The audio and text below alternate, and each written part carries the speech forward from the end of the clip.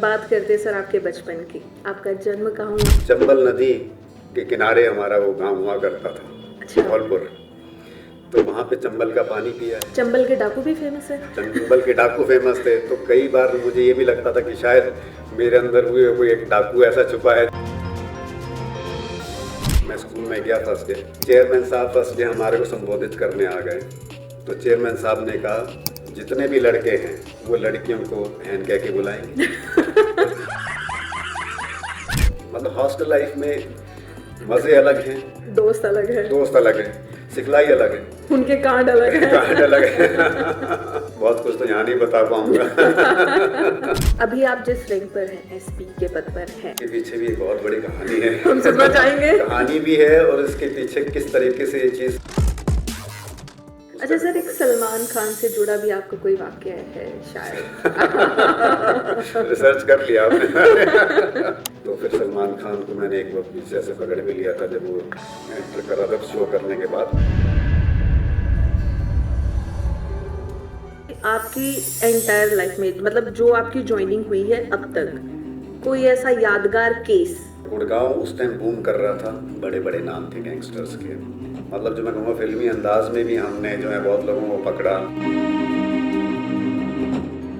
जो 5 साल जनता वोट देती है, जिनको नेता बनते हैं, उनका साथ मिल पाता है आपको या प्रेशर? प्रेशर वो है जो आप ले रहे हो, जो मुझे लग रहा है कि हाँ ये प्रेशर है। कॉल नहीं उठाते सर आप? जो वहां पर विदेश में बैठ के क्राइम करते हैं। देखिए ये बड़ा ही डिफिकल्ट सवाल है और इसका जवाब देना। जो विदेश से युवा आए हैं, तो उसमें आपकी पर्सनल ओपिनियन क्या है? वो जो आदमी है जो वापस आया है सिटीजन, वो अब बेरोजगार है, घर पे उसके पास अब कुछ बचा नहीं। नमस्कार, मैं रिचा धीमान और आप सभी का बहुत बहुत स्वागत है हमारे खास कार्यक्रम देसी टॉक में। तो जी, आज के हमारे साथ हमारे खास मेहमान हैं जो किसी पहचान के मोहताज नहीं है, बल्कि उन्होंने खुद अपने बलबूते पर अपनी पहचान बनाई है। हम बात कर रहे हैं कैथल एसपी राजेश कालिया जी हमारे साथ मौजूद हैं। सर, बहुत बहुत स्वागत है आपका। Thank you so much sir, खास कार्यक्रम हमारे ये रहते हैं, तो आज आप आए हैं और कुछ जुड़ी आपसे बातें हम जानेंगे। आज आपके बचपन की बातें, आपकी फैमिली से रिलेटेड हम बातें, क्योंकि जो लोग हैं आपको ऑफिशियली जानते हैं, एक व्यक्तिगत रूप से शायद आज पहचानेंगे लोग। तो शुरुआत करते हैं आपसे सर। सबसे पहले तो ये बताइए, कैथल में आपकी ड्यूटी जो है कैसी चल रही है? कैथल में ड्यूटी बहुत अच्छी चल रही है। पहले तो आपका बहुत बहुत धन्यवाद, चैनल का धन्यवाद मुझे यहाँ पे बुलाने के लिए और मेरे से बातचीत करने के लिए। कैथल की ड्यूटी मैं कहूँगा कैथल ज़िले ने बहुत अच्छी तरीके से संभाला है मुझे, और मैं भी कैथल ज़िले को अच्छी तरह से संभालने की कोशिश कर रहा हूँ जी। 5 महीने से ऊपर हो गए यहाँ पे ड्यूटी करते हुए। ऑफिशियली बहुत दायित्व रहता है, काम का बोझ रहता है, पावर और जिम्मेदारियां दोनों रहती हैं। जैसे स्पाइडरमैन ने भी कहा था, स्पाइडरमैन मूवी में, with great power comes great responsibility. बिल्कुल। तो उसी तरीके से रिस्पॉन्सिबिलिटी बहुत ज़्यादा है। तो रिस्पॉन्सिबिलिटी निभाते निभाते, काम करते करते, डायरेक्शंस फॉलो करते करते, समाज में, सोसाइटी में किस प्रकार का आजकल क्या चल रहा है उसको देखते हुए, एनालिसिस करते हुए, तो मुझे लगता है कि मैं कोशिश कर रहा हूँ, मेरी फोर्स कोशिश कर रही है, मेरा दायित्व है कि मैं कैथल ज़िले को भय मुक्त, क्राइम मुक्त बनाने की कोशिश करूँ। तो उसके अंतर्गत काम कर रहे हैं, अच्छा लग रहा है। कैथल ज़िला ही बहुत अच्छा है, लोग बहुत अच्छे हैं, कोऑपरेट करते हैं। क्रिमिनल एक्टिविटीज़ जिस प्रकार से सोसाइटी में, समाज में हैं, गतिविधियाँ रहती हैं, हमें उस हिसाब से उसको देख के काम करना पड़ता है। बिल्कुल बिल्कुल सर। बात करते हैं सर आपके बचपन की। आपका जन्म कहाँ हुआ सर? कैसा रहा आपका बचपन? देखिए बचपन तो जैसे बचपन रहता है, बीती यादें याद करेंगे आज। बीती यादें। नहीं, आपके चैनल के माध्यम से आज मुझे भी कुछ पुरानी यादें, अपना पीछे फ्लैशबैक में जाने का मौका मिलेगा जी। तो बचपन अगर देखा जाए तो जैसे मेरा जन्म जैसे राजस्थान में जिला धौलपुर में हुआ था जी।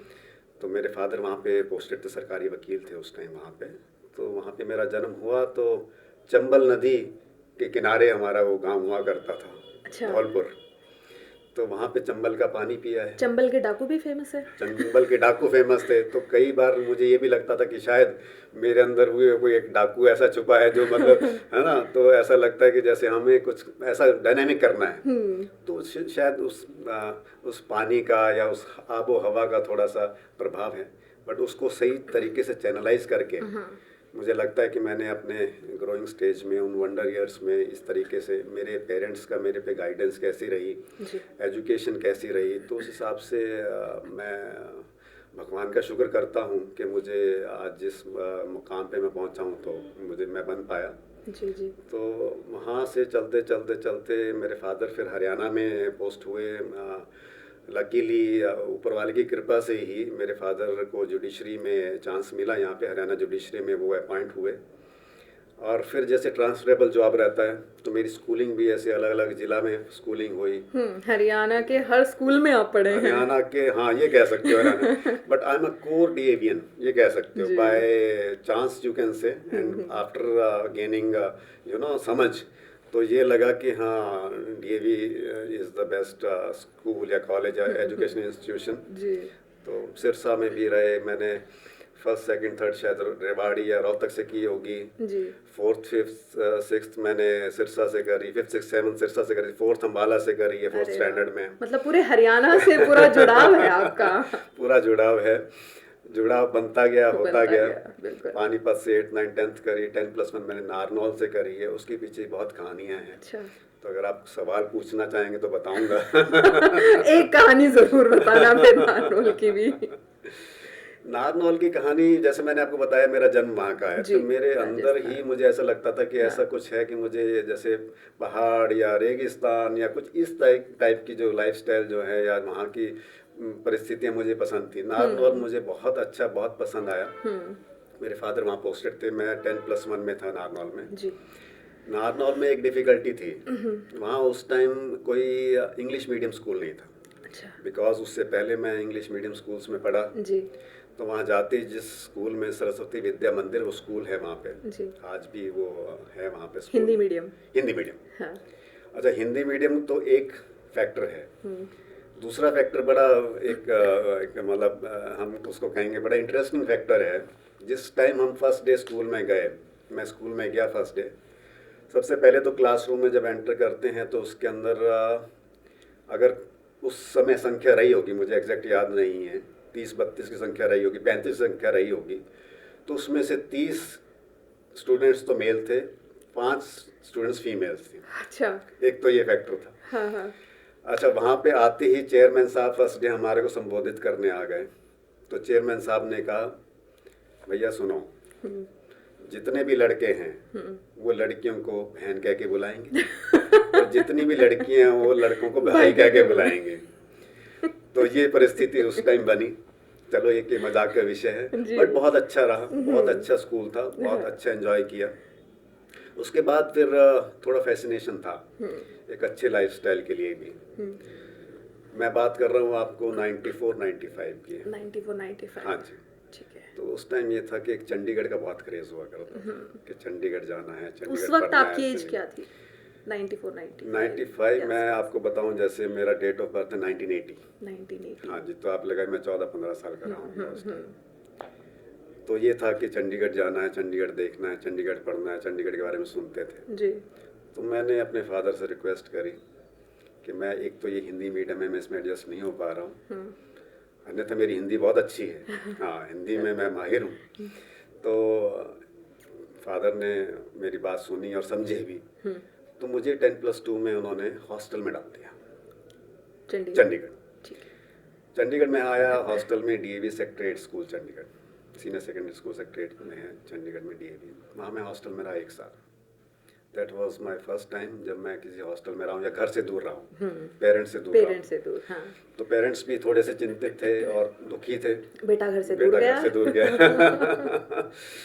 तो but hostel life that was wonderful. मतलब हॉस्टल लाइफ में मज़े अलग हैं, सिखलाई अलग है, दोस्त अलग है, सिखलाई अलग है, उनके कांड अलग है। हॉस्टल में क्या करते हैं, हॉस्टल से स्कूल जाने के लिए क्या करते हैं। अच्छा, वो डीएवी स्कूल था तो जो प्रथा रहती है वहाँ पे जी, वहाँ ये थी कि आपकी अटेंडेंस भी बहुत ज़्यादा होगी, प्रेयर्स बहुत ज़्यादा होंगी। स्कूल में जाने से पहले हॉस्टल में अटेंडेंस होती थी और प्रार्थना होती थी। वापस स्कूल जाते तो वहाँ फिर अटेंडेंस होती थी, भाई हॉस्टल से अच्छा। सारे बच्चे स्कूल पहुँचेंगे नहीं, यहाँ, सेम कैंपस था, हाँ। बस एक गेट क्रॉस करके, दीवार क्रॉस करके जाना। ठीक ठीक। बट उस दौरान भी हम बहुत कुछ ऐसा करते थे कि बंक। हॉस्टल से बंक करना और ये सारी चीज़, रात को 9 हाँ। से 12 मूवीज़ देखनी, दीवार कूद के हॉस्टल के अंदर एंटर करना। अब अगर हॉस्टल से अगर आपको स्कूल नहीं जाना है तो कैसे हमारा जो रूम था उसमें 4 सीटर था, आई जी। मीन 4 स्टूडेंट एक रूम में होते थे। जी। तो आपने नहीं तो चारों का ग्रुप था। चारों का ग्रुप था। हाँ। कोई हिमाचल से है, कोई कश्मीर से, मतलब बहुत अलग अलग जगह से स्टूडेंट्स वहाँ पे हॉस्टल में आते थे। जी। तो जिसने स्कूल नहीं जाना, आज बंक मारना है, वो क्या करते थे, 3 चले जाते थे, एक अंदर रह जाते, बाहर से कुंडी लॉक लगा देते थे। तो जिसने बंक मारना था। जिसने बंक मारना। अरे वाह। आज भी मुझे याद है, अगर मैं थोड़ा और डिटेल में बता सकूं, हाँ, हाँ। तो वैसे तो ये पुरानी बातें हैं, इनको बचपने में और जब वो उस पर्टिकुलर स्टेज में, एज में जो बातें होती जी। हैं, उस चीज़ को किया जाता है। अच्छा, इस बात से और बात ये निकल के आती है कि उस चीज़ को आप अपना लाइफस्टाइल ना बनाएं। उसके बाद जो आपने करना है वो आपका एम एक निर्धारित होना चाहिए कि मुझे ये करना है लाइफ में। बिल्कुल। हमने भी स्कूल से स्कूल बैग के अंदर सिविल कपड़े डाले, स्कूल यूनिफॉर्म में स्कूल पहुंचे, स्कूल पहुंच के बंक मारा, बंक मार कपड़े के चेंज किए। दीवार कूद के पहुंचे, दीवार कूद के सेक्टर 22 में किरण सिनेमा होता था। अच्छा। वहाँ पे गोल्डन आई मूवी लगी थी। अरे वाह। वहाँ जाके किसी शॉप में जाके कपड़े चेंज किए, सिविल वाले पहने, यूनिफॉर्म उतार के बैग में और मूवी देखी। तो इस तरीके से रहता था। तो टीचर्स को पता लगता था बाद में? टीचर्स को पता लगता था। अटेंडेंस शॉर्ट होती थी। नहीं, बहुत ज्यादा नहीं करते थे, थोड़ा थोड़ा कभी कभी करते थे। और जैसे मैंने पहले ही बताया कि आपका प्रभाव ऐसा था, होना चाहिए था। मैं पढ़ाई में ठीक था। उस ज़माने के हिसाब से आई वॉज फर्स्ट डिविजनल, मेरी मतलब 65-70% मेरे मार्क्स आते थे। मेरे को ट्रॉफी भी मिली हुई है सेक्टर 12 उसमें 12th में। जी जी जी। तो टीचर्स भी ये कहते थे, अच्छा आज राजेश नहीं आया तो पक्का वो क्लासरूम में या हॉस्टल बैठ के पढ़ रहा हो। हाँ। तो मेरा उस टाइप का इम्प्रेशन भी था और मैं अच्छा। जनरली करता भी था ऐसे, ठीक जैसे ठीक। कभी पढ़ लिया या फिर रिलैक्स कर लिया, और ये साथ में मस्ती भी करते थे कभी बीच बीच। तो आज वो दोस्त आपके साथ जुड़े हुए, कभी अभी कनेक्शन में है? हाँ या बिल्कुल, कनेक्शन ऐसा है, कभी भी उनको मेरी ज़रूरत पड़ती है, मुझे ज़रूरत पड़ती है, या कभी बातचीत हो जाती है, क्योंकि मैं चंडीगढ़ की बात कर रहा हूँ। जी। तो चंडीगढ़ में आज भी वो दोस्त हैं मेरे। वो दोस्त मेरे साथ स्कूल के बाद मेरे साथ कॉलेज में भी रहे। मैंने उसके बाद डीवी सेक्टर 10 कॉलेज में भी मैंने अपनी ग्रेजुएशन करी है। जी। कुछ मेरे दोस्त वहाँ से कुछ बिजनेसमैन बन गए, कुछ फौज में चले गए, कुछ लोग विदेश चले गए, तो आज भी मेरे साथ संपर्क में, मेरे साथ जुड़े हैं। कई बार सर ऐसा होता है ना कि जो एज होती है, जो एज आपने बताई, जो +2 तक का दौर होता है, उस वक्त ऐसे दोस्त भी मिलते हैं कि यही वक्त होता है अपने भविष्य को सुधारने का, और कहीं ऐसे दोस्त मिल जाते हैं, अरे क्या करना, पढ़ के चलो जाते हैं यहाँ वहाँ, और मतलब वो बुरी संगत की तरफ दौड़ पड़ते हैं। कभी फेस ऐसा हुआ? मैं इसमें ये कहूँगा कि अगेन गॉड ऑलमाइटी, उन्होंने मेरी इतनी मदद की, मुझे कभी ऐसी कंपनी मिली नहीं। दोस्त अच्छे मिले। मुझे लगता है कि दोस्त अच्छे मिले, या फिर जो मिले उस प्रकार से थे, अगर वो मुझे अच्छी डायरेक्शन में नहीं लेके गए तो बुरी डायरेक्शन में भी नहीं लेके गए। हाँ, माहौल ज़रूर रहता है स्कूल कॉलेजेस में, हर टाइप के बच्चे होते हैं, हर टाइप के फैमिली बैकग्राउंड से आते हैं। बिल्कुल। तो स्कूल कॉलेज में बदमाशियाँ भी होती हैं, बुरे काम भी होते हैं। तो कभी मैंने या मेरे ग्रुप ने या जिस ग्रुप में मैं रहा, हमने कभी ऐसा काम नहीं किया। मस्ती उस लेवल की जो कि डाइजेस्ट हो सके, लिमिटेड, हाँ लिमिटेड हो सके, लिमिट क्रॉस नहीं करी कभी, लिमिट क्रॉस नहीं, या कभी क्रॉस नहीं करी, या कभी करना चाहा नहीं, या फिर ये रहा कि भाई बाय शेयर लक कि भी आपको ऐसा कभी हुआ ही नहीं कि हम इस तरफ चलें, वो लिमिट को क्रॉस लिमिट क्रॉस कर ऐसे कभी। आप स्पोर्ट्स पर्सन हैं, और आपकी बात करें, अभी आप जिस रैंक पर हैं, एसपी के पद पर हैं, तो ये आपका एम था या कुछ और आप बनना चाह रहे थे लाइफ में? देखिए, इसके पीछे भी एक बहुत बड़ी कहानी है। हम सुनना चाहेंगे। कहानी भी है, और इसके पीछे किस तरीके से ये चीज़ जुड़ती गई, बनती गई। हाँ, ये ज़रूर है, जैसे मैंने पहले आपको बात बताया, मेरे फादर जुडिशल ऑफिसर थे, तो जुडिशरी का, तो हमारे फैमिली में भी ये एक ट्रेंड रहा कि सभी ने लॉ ज़रूर करनी है। मेरे बड़े ब्रदर, मेरे फैमिली में मेरे कजन्स सब ने एलएलबी की है। हाई कोर्ट से प्रैक्टिस कर रहे हाई हैं कोर्ट आपके से भाई? प्रैक्टिस भी करते हैं, मेरे ब्रदर प्रैक्टिस करते हैं। जी। अच्छा हुआ क्या कि सब ने लॉ करी, सब उस फील्ड में गए। मेरे फादर जैसे जुडिशरी में थे तो ही सेड कि आपने लॉ कर ली है तो आपको जुडिशल एग्जाम देना चाहिए। जज के लिए, पोस्ट के लिए आपको तैयारी करनी चाहिए, हरियाणा सिविल सर्विसेज के लिए, जुडिशियल ब्रांच के लिए तैयारी करनी चाहिए। जी। तो मुझे ये लगा कि मैं शायद ये नहीं चाहता हूँ, मैं ये नहीं करना चाहता हूँ। अच्छा। मुझे वो पर्टिकुलर एक लाइफस्टाइल कह लें या उस जॉब के लिए कोई अट्रैक्शन नहीं था। जैसे मैंने पहले शुरुआत में कहा कि मेरे अंदर उस टाइप का कुछ डायनामिक करने का था कि मैं जी। भाग दौड़, जैसे आपने कहा हाँ, स्पोर्ट्स स्पोर्ट्स पर्सन, तो मुझे पर्सन। ये था कि मैं फील्ड जॉब जो हो सके, डेस्क जॉब नहीं चाहिए, फील्ड जॉब चाहिए। एंड प्राइमरली ये बिल्कुल स्पष्ट था कि हमारी फैमिली में सभी सर्विस क्लास में हैं, because we don't have run any business या हमारी कोई प्रॉपर्टी, कोई लैंड इस प्रकार से। तो हमारा था कि नौकरी ही करनी है। जी। नौकरी में शुरू से ही था। इनफैक्ट उसके पीछे मैं बताऊं, जैसे मेरे फादर रहे हैं सर्विस में, तो हमारे जैसे ऑफिसर्स की एक कॉलोनी होती है, ऑफिसर्स की रेजिडेंसेस होते हैं, तो वहाँ पे अलग अलग ऑफिसर्स रहते हैं। जैसे कहीं कोई डीएसपी भी थे, एसपी रेजिडेंस भी था, डीसी रेजिडेंस भी था, ऑफिसर्स, जुडिशियल ऑफिसर्स के रेजिडेंसेस होते हैं। तो जो मेरा एक ख्वाब था या जो मेरी एक सोच थी, उसको देख के मुझे लगा कि हाँ, मैंने ऑफिसर्स को देखता था। कुछ एक ऑफिसर्स थे वहाँ पे, पुलिस ऑफिसर्स, उनको मैं देखता था जी। आते जाते या घर से बाहर खेलते कूदते, मुझे देखता था। मुझे यूनिफॉर्म के लिए एक अट्रैक्शन बनती गई। तो जब मैं सिविल सर्विसेज की तैयारी भी कर रहा था, जैसे मैंने एलएलबी की 2002 में मैंने पास किया एलएलबी दिल्ली यूनिवर्सिटी से, कैंपस लॉ सेंटर। जी। तो उसके बाद मैंने वहीं दिल्ली में ही रह के यूपीएससी क्रैक करने की कोशिश की। तो उस टाइम मेरे जितने भी क्लासमेट्स, इवन मैं वहाँ पर ही दिल्ली में ही कमला नगर में रूम लेके रहा। अच्छा। तैयारी करने के लिए, जी। प्रिपरेशंस के लिए। जी। तो वहाँ पे सारे जो हमारे लैंडलॉर्ड्स थे, उनके बच्चे भी थे, उनके दोस्त, मेरे सारे फ्रेंड्स थे, वो भी कुछ तैयारी कर रहे थे, कोई वकील था, कोई कुछ था। मैं उन सबको बोलता था मुझे डीएसपी साहब बोलो, क्योंकि मैं डीएसपी रैंक देख रहा था उस टाइम। अरे वाह। मैं सबको बोलता था, मैं बोलता था मुझे यही कह के बुलाओ। क्यों? क्योंकि जब आप तैयारी कर रहे थे। जी। तो तैयारी करा, यूपीएससी का मैंने प्रीलिमिनरी टेस्ट क्रैक कर लिया। और फॉर्चुनेटली 2003 में ही हरियाणा इसका एचपीएससी का, हरियाणा पब्लिक सर्विस कमीशन का ही एक एडवर्टीजमेंट आ गई पोस्ट के लिए। तो वो मैंने जब अटेम्प्ट किया तो लकीली जो मैं यूपीएससी की तैयारी कर रहा था, तो मुझे हरियाणा कमीशन की जो तैयारी थी उसमें मुझे उसका बेनिफिट मिला और फर्स्ट अटेम्प्ट में मैंने क्लियर कर लिया। तो मैंने एज अ डीएसपी ज्वाइन किया था 2004 में। 2004 में जी। तो उसके बाद आपकी जो जर्नी थी वो शुरुआत हुई। उसके बाद शुरुआत हुई। अच्छा सर, एक ना फैमिली में ये होता है ना कि जो बच्चे होते हैं ना, उनका कोई निकनेम रहता है। हाँ जी। क्या आपका भी कोई निकनेम रहता है? बिल्कुल। अच्छा, फिर मैं वापस उस स्टोरी पे जाऊंगा जहाँ शुरुआत की थी। जैसे मैंने बताया कि मेरा बर्थ जहाँ का हुआ है जी। तो उस जगह पे जो भी लड़का पैदा होगा उसको लाला बोलेंगे। अच्छा। और जो लड़की पैदा, फीमेल चाइल्ड अगर पैदा होती है तो उसको लाली बोलते हैं। लाली। तो इसलिए मेरा जो निकनेम है लाला है। अच्छा, आपका निकनेम लाला है। अच्छा, आपकी हॉबीज क्या हैं सर? हॉबीज़ बहुत ज़्यादा। तो मेरा मतलब जो हॉबी ऐसी जो मैं एक लार्जर अगर एक जनरल टर्म में बोलें तो ट्रैवलिंग है। अगर शॉर्ट उसमें बोलें या फिर रूटीन में बोले तो म्यूज़िक मेरी हॉबी है। म्यूजिक। हाँ, म्यूज़िक सुनना, थोड़ी बहुत सिंगिंग भी, मतलब एनीथिंग कनेक्टेड टू म्यूज़िक। ये हमें भी सुनने में आया था जब कलायत में प्रोग्राम था। और आपने भी एक चीज बोली थी कि मैं भी नशा करता था। मुझे वही पूछना था, कौन सा आप नशा करते हैं? देखिए, नशा अगर शुरू से बात की जाए तो नशा दोस्ती का, नशा एक आपस में अच्छे विचारों का, नशा घूमने फिरने का, नशा कुछ बनने का।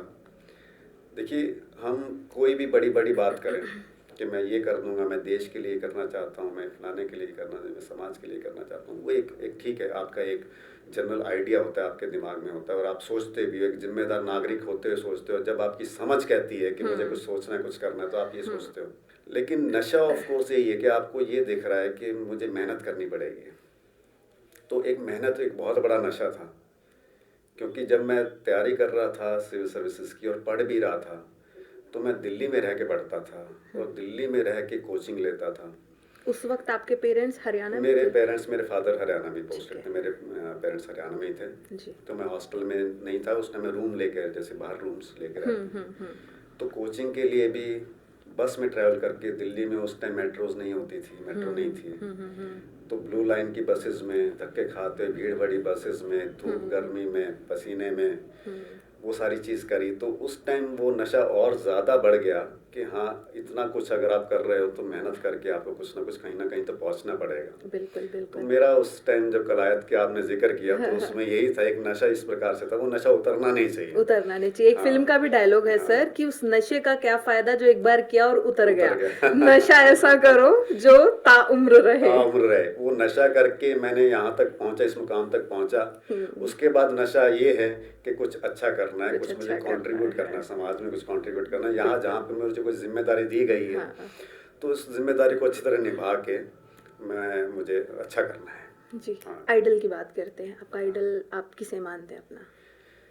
देखिए, आइडल मैं आपको फ्रैंकली बताऊं, मैंने आज तक किसी कोई अपना आइडल नहीं बनाया है। हाँ, मेरा आइडल क्योंकि वो नशा था ना वहाँ पे। हाँ, बिल्कुल सही है। मैंने अपना आइडल किसी को नहीं बनाया, मुझे अपने अंदर ही एक आइडल दिखता है। मुझे ये लगता है कि अगर मैं ही अच्छा काम करूँगा तो मैं अपने आप को मैं वो भी कह सकता हूँ कि हाँ भी, यू आर गुड। अगर गलत काम कर रहा हूँ तो मैं, हाँ नहीं, you are not good, you are bad. तो अपने आप को ही देख के चलो, आवाज आती है अंदर अपने अंदर से आवाज आती है कि हाँ, हाँ ना, यू आर सही गुड, कर रहे हो हाँ या सही कर रहे हो, बढ़िया है। हाँ बढ़िया कर रहे हो। जी जी तो जी। आप आगे बढ़ो, आप आगे चलो, तो यही है। कॉलेज की बात करते हैं सर। कॉलेज की कोई मेमोरी जो आपको याद हो, कैसे रहे वो कॉलेज के दिन आपके? कॉलेज की बहुत मेमोरीज हैं, बहुत कुछ तो यहाँ नहीं बता पाऊंगा। बट अगेन कॉलेज लाइफ बहुत अच्छी रही। जैसे मैंने जिक्र किया था, चंडीगढ़ में रहा, जी। चंडीगढ़ में डीएवी कॉलेज में मैं पढ़ा हूँ। 3 साल मैंने ग्रेजुएशन की बीए करी वहाँ से। तो कॉलेज लाइफ अच्छी थी। कॉलेज में भी मैं हॉस्टल में ही रहा 2-3 साल, 3 साल में से 2 साल 2.5 साल मैं हॉस्टल में रहा। तो नॉर्मल, मतलब कॉलेज लाइफ में बहुत ऐसा कुछ नहीं है मेरे पास बताने के लिए। जो कांड किए हो, ऐसा कुछ कांड भी नहीं किया है, ऐसा कांड नहीं किया है। लिमिट क्रॉस नहीं की। लिमिट क्रॉस नहीं की। हाँ। तो घूमना फिरना, चंडीगढ़ जो शहर है वो घूमने फिरने का शहर है, खाने पीने का, घूमने फिरने का, मस्ती का शहर है। वहाँ पे आपको अगर चंडीगढ़ का थोड़ा सा ज्ञान हो तो उसको वहाँ पे, आज के ज़माने में तो शायद कम हो गया, बहुत कम रह गया, 5% भी नहीं रह गया। तो उस ज़माने में हुआ करता था गेड़ी रूट, वो सेक्टर 10, 11 और कॉलेज वाला, और वहाँ GCG college, GCM college, home science, पीछे पॉलिटेक्निक कॉलेज फॉर गर्ल्स, वो सारा एक कॉलेज, एक मतलब एक छोटा सा कॉलेज कैंपस हम मान सकते हैं होता था। तो वहाँ पे हम वो गेड़ी रूट वाला चक्कर होता था, गेड़ियाँ लगाना। अच्छा, हॉस्टलर्स ना बड़े एक लिमिटेड उसमें रहते हैं, उनके हॉस्टलर्स के पास पैसे कम होते हैं, है ना, हॉस्टलर्स के पास रिसोर्सेज कम होते हैं, किसी के पास गाड़ी नहीं है, किसी के पास मोटरसाइकिल नहीं है, कोई मोटरसाइकिल पे ट्रिपली मार के चल रहा है, कोई किसी पे चल रहा है, ग्रुप में चल दिए। तो उस टाइप की मतलब हेल्दी मस्ती जिसको कह सकते हैं ना। अच्छा सर, एक सलमान खान से जुड़ा भी आपका कोई वाक्य है शायद? रिसर्च कर लिया आपने? रिसर्च करके ही बैठे सर आज। हाँ, वो एक दिन था ऐसा, उस टाइम सलमान खान और वो बताने लायक है? हाँ ना, तो बताइए।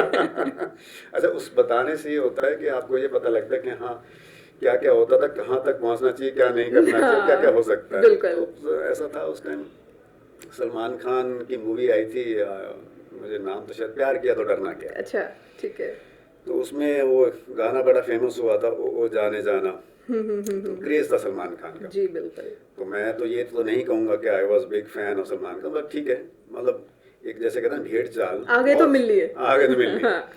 बहुत सारे लोग इकट्ठे हो गए, सबको पता लगा कि कोई एक्टर आ रहे हैं। सलमान खान, शायद करिश्मा कपूर ने भी आना था, और एक एक्ट्रेस कॉलेज कैंपस में? नहीं, कॉलेज कैंपस में नहीं, चंडीगढ़ में पिकाडेली होटल में, सेक्टर 22 में। जी। तो चलो जी, चलते हैं, चल दिए? 4-5 लड़के चल दिए, ठीक है, देखेंगे जाके क्या हो रहा है। बहुत भीड़, ह्यूज रश।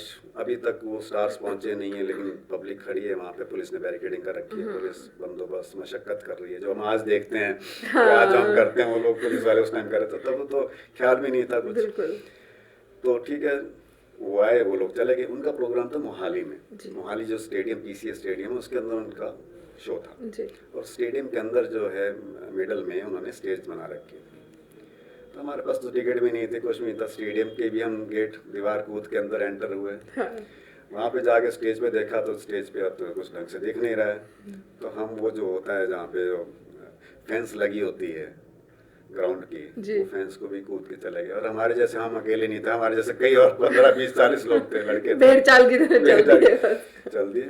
स्टेज के पास तो पहुंचना था दूर की बात, थोड़ा नजदीक पहुंचे पुलिस। पुलिस डंडे लेके पीछे, किसी की डंडा भी पड़ रहा है। अब कई बार ऐसा नहीं होता सर, पहले हम उस पार थे, आज हम इस पार हैं। अब समझ में आती है कि पुलिस को कितनी मेहनत करनी पड़ती है। क्राउड कंट्रोल पुलिस का एक बहुत बड़ी जिम्मेदारी है जी। तो फिर सलमान खान को मैंने एक बार पीछे से पकड़ भी लिया था, जब वो एंटर कर रहा था शो करने के बाद। पब्लिक खड़ी थी उस टाइम, तो थोड़े जैसे जहाँ से प्लेयर्स जाते हैं जी, उस रास्ते से हो जाते, तो पब्लिक नजदीक ही खड़ी थी। तो समहाउ मैंने ऐसे करके उसको पकड़ लिया था सलमान खान। वो याद आज तक जुड़ी हुई है, यादें जुड़ी हैं। तो ये आज टाइम में सोचते हैं कि यार उस टाइम क्या क्या करते थे और कर सकते थे। बिल्कुल हाँ। तो पुराने जमाने की बात है जी। आज की बात करते हैं सर, थोड़ा वर्किंग लोड आपके पास, जिम्मेदारियां आपके पास ज़्यादा है। 3 नए कानून भी आए हैं, बदलाव जो हुए हैं, उनसे आपको क्या लगता है? केस सॉल्विंग में लगा लो, या कैसे वो फर्क नज़र आया है उन 3 कानूनों को लेके जो बदलाव है आप देख रहे हैं? देखिए, बदलाव तो संसार का नियम है। हाँ। और बदलाव होना बहुत ज़रूरी था है हाँ। और इस चीज़ को लेकर, जो कानून को लेकर जो बदलाव थे तो बहुत ज़रूरी थे। हाँ। क्योंकि हम सब जानते हैं जो हमारे कानून बने थे, जो हमारे जो मेजर एक्ट्स हैं, IPC, CRPC, एविडेंस एक्ट, जिसमें ये नए कानून बने, BNS, BNSS, तो इसमें बदलाव, एक तो इनका ऑफ कोर्स इनका नाम का बदलाव है, इनको हिंदी रूपांतरण, धाराएं चेंज हुई हैं। उसमें कुछ धाराएं चेंज हुई हैं, कुछ पार्शियली चेंज हुई हैं, कुछ कम्प्लीटली चेंज हुई हैं, कुछ नए सेक्शन ऐड किए गए हैं, कुछ सेक्शन पुराने डिलीट भी किए गए हैं। तो ये आप जानते हैं अंग्रेज़ों के ज़माने का कानून बने हुए थे, संशोधन होते रहे हैं, अमेंडमेंट्स होती रही हैं, समय के अनुसार प्रोग्रेस किया, टाइम के साथ सोसाइटी ने प्रोग्रेस किया, तो उसके साथ साथ चेंजेस होते रहे हैं, न्यायपालिका के द्वारा भी, कार्यपालिका के द्वारा भी। तो उसमें अब जो ये नए कानून आए, इसका बहुत अच्छा रिजल्ट आएगा। मैं समझता हूँ कि ये बहुत सोच समझ के बाद, बहुत विचार विमर्श के बाद जो इसको किया गया, लागू किया गया है, इसको इनैक्ट किया गया है, तो बहुत अच्छी बात है। और अब हमारे पे दायित्व है, लॉ इन्फोर्समेंट एजेंसी पे दायित्व है कि हम इनको अच्छे प्रभावी ढंग से लागू करें। तो हम पूरी कोशिश कर रहे हैं। तो अब आसान होगा सब आसान होगा। पुलिस की फंक्शनिंग आसान होगी, न्यायपालिका की फंक्शनिंग आसान होगी, पब्लिक को जल्दी न्याय मिलेगा, जल्दी उसका जो है आपको जो है क्राइम कंट्रोल में, क्राइम हमारे कन्विक्शन रेट में बहुत फ़र्क पड़ेगा। जो मुलजिम है, जो अपराधी है, उसको सज़ा जल्दी मिलेगी और प्रभावी ढंग से मिलेगी। ये समझते हैं। कैथल में सर आप हैं, और कैथल में SP के रूप में कोई ऐसी बड़ी चुनौती, क्योंकि चुनाव भी हुए हैं आपके होते ही, कोई ऐसी बड़ी चुनौती? देखिए, मैं पर्सनली किसी भी चीज़ को चुनौती नहीं मानता हूँ। जिस प्रकार अभी इलेक्शन टाइम था पीछे, जब मेरी यहाँ पोस्टिंग हुई, तो उस इलेक्शंस ड्यू थे, with in a month elections थे। थोड़ा सा इशू रहता है, लॉ एंड ऑर्डर का इशू रहता है, क्योंकि सबके इसमें इंटरेस्ट जुड़े होते हैं, पॉलिटिकल पार्टीज सब अपना अपना उसमें चलते हैं, दमखम दिखाते हैं। तो इलेक्शंस का माहौल, इलेक्शंस को ढंग से, प्रभावी ढंग से कंडक्ट कराना, कोई किसी प्रकार से कोई ऐसा ना हो जाए, कोई लॉ एंड ऑर्डर सिचुएशन ना हो जाए, कोई आपराधिक घटना ना हो जाए, तो उसको लेके वो तो एक चैलेंज ज़रूर था। बिल्कुल चैलेंज ज़रूर था, लेकिन हम तैयार थे। हमारी प्रिपरेशन बहुत अच्छी थी, फोर्स मैनेजमेंट बहुत अच्छी थी, हमारे रिसोर्सेज मैनेजमेंट बहुत अच्छा था, जो हमने उसको किया। और सबसे बड़ी बात जो आपको ये लगती है कि आप अपने आप को ज़िम्मेदार मानते हैं। तो मैं जहाँ पे पुलिस का मुखिया होने के नाते ज़िले में, तो मुझे लगता था कि हमें इसको अच्छी तरीके से ढंग से कराना एक जिम्मेदारी भी है, और ये आपके पर्सनल एक उसमें भी जुड़ता है कि आप कितने ढंग से किसी चीज़ को कंडक्ट कराते हैं, ज़िले में किस प्रकार से अपने आप को पेश करते हैं। फोर्स मैनेजमेंट, अपने फोर्स के अंदर एक स्फूर्ति पैदा करना, फोर्स के अंदर एक कॉन्फिडेंस पैदा करना, फोर्स को ये शो करना और ये बताना, फोर्स को उस लेवल तक लेके जाना कि सब ठीक है, I am with you, I am the leader, वो कोऑर्डिनेशन बनाए लीडरशिप रखना। क्वालिटीज जाहिर करना। बिल्कुल बिल्कुल। तो वो मुझे लगता है कि हमने पूरी कोशिश की और शायद उसमें सफल भी हुए। इलेक्शंस बहुत अच्छे ढंग से, शांति प्रिय ढंग से कंडक्ट हुए, तो ये शायद बिल्कुल। रहा होगा। एक सवाल मेरा बीच में सर ये भी है, जैसे 2004 में एज ए डीएसपी आप अपॉइंट हुए थे, हाँ जी, हाँ जी। तो जो प्रमोशन हुई एसपी की, हाँ वो कब हुई आपकी, कितने टाइम के बाद हुई? देखिए, एज डीएसपी अपॉइंट होने के बाद कुछ लगभग 8 साल का एलिजिबिलिटी पीरियड होता है कि व्हेन यू गेट एलिजिबल कि आप आईपीएस में आप आ सकते हैं। उसके बाद डिपेंड करता है कि कितनी वैकेंसीज हैं, कितनी वैकेंसीज अवेलेबल हैं उसमें प्रमोट होने के लिए। और समय चलते चलते आगे बढ़ते बढ़ते हमारा 10 साल का पीरियड जो होता है वो एडिशनल एसपी के लिए होता है। तो 2014 में एडिशनल एसपी प्रमोट करके हमें एसपी रैंक दे दिया गया था। और उसका मतलब ये है कि मैं एज एसपी ही काम किया मैंने 2014 से, और हमारी जो वैकेंसी क्रिएट हुई 2017 में, तो 2017 की वैकेंसी के अगेंस्ट जो है मुझे 2014 बैच ही आईपीएस का मिला है। तो 2014 में मैं एज एसपी सीआईडी अपॉइंट हुआ। उससे पहले मैं 2012 से 14 में चंडीगढ़ पुलिस में डेपुटेशन पे रहा हूँ एस डीएसपी। तो 14 में एसपी रैंक मिलते ही एसपी सीआईडी प्रमोट होके तो मैं एसपी सिक्योरिटी लगा। बीजेपी सरकार थी, नई सरकार भी नहीं आई थी, सीएम माननीय मनोहर लाल खट्टर आए थे, तो उनके साथ मुझे फिर एसपी सिक्योरिटी लगा दिया गया। तो मैंने उनके साथ एज एसपी सिक्योरिटी काम किया था उसके बाद। जी जी जी सर, आपने जब ये तैयारी कर रहे थे आप डीएसपी की, और जब आप डीएसपी पॉइंट हुए उसके बाद जो कार्यकाल रहा, तो जो आप कह रहे थे अपने दोस्तों को कि डीएसपी बोलो मुझे तैयारी के वक्त, और जब आप अपॉइंट हुए उसके बाद आप एसपी प्रमोट हुए, आप कभी शांत बैठ के आपने वो चीज़ पीछे झाके देखी कि हाँ हो गया या बढ़ के मिल गया? बिल्कुल जी, बिल्कुल। जीवन में ना पीछे झांक के देखने के भी कुछ पल मिल जाते हैं। तो कभी कभार, या फिर जैसे कुछ पुराने दोस्तों बैठते हैं, उन्हीं दोस्तों बैठते हैं। आज भी वो दोस्त, दिल्ली वाले दोस्त भी मेरे साथ आजकल मेरे संपर्क में हैं, बातचीत होती है, मुलाकात होती है, रीयूनियंस होते हैं। तो उस टाइम मैं उनको बोलता हूँ क्या याद है तुझे, या तो को याद है कि मैंने उस टाइम ये चीज़ बोली थी। मैंने उसको बोला कि भाई मुझे तो दिन में जब भी मुझे मिलेगा तो बोलेगा भाई ओ डीएसपी साहब इधर आइए, डीएसपी साहब बात सुनिए। मैं कहता तो ज़बान पे सरस्वती बैठी होती है, कभी ना कभी सच होगा, सच होगा, बिल्कुल। तो वो मैं जब कभी सोचता हूँ तो ये लगता है कि हाँ ये बात तो ज़रूर रही है, कभी ये सोचा था, बोला था, तो शायद ऐसा रहा होगा, कुदरत ने सोचा होगा कि हाँ चलो इच्छा पूरी कर देते हैं। बिल्कुल बिल्कुल। जैसा आपने बोला कि आप चंबल के पास गांव है आपका, वहां पे आप पैदा हुए थे, तो चंबल से तो डाकू निकलते हैं, तो आप एज ए एसपी अपना एम लेके निकले और आज आप कैथल में हो, कैसा लग रहा है सर? हाँ, वो कुछ समय अलग था, चंबल से डाकू निकला करते थे। तो आज मुझे लगता है आज हम बैठ के ये बात कर रहे हैं तो क्या पता कहीं कोई बैठ के ये बात कर रहा हो कि हाँ भाई चंबल से पुलिस ऑफिसर भी निकलते हैं।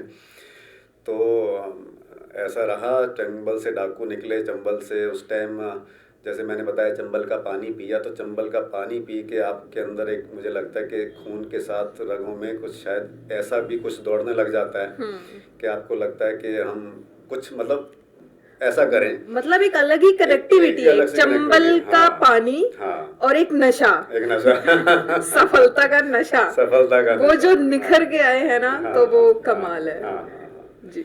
तो मुझे यही चीज़ मिली, मुझे शायद गाइडेंस ऐसी मिली कि मैं डाकू नहीं बना, पुलिस ऑफिसर बन गया। बिल्कुल बिल्कुल बिल्कुल। सर, महिला सुरक्षा को लेकर बात करते हैं, तो क्या कदम उठा रही है पुलिस महिला सुरक्षा पे? हम देखिए, महिला सुरक्षा तो सरकार की कहें या पुलिस विभाग की कहें या प्रशासन की कहें, एक इम्पॉर्टेंट विषय है जिस पे पूरा फोकस है। फोकस का मतलब ये है कि हम ये सोचते हैं कि महिला सुरक्षा के लिए जो भी पर्याप्त कदम उठाने जाने चाहिए।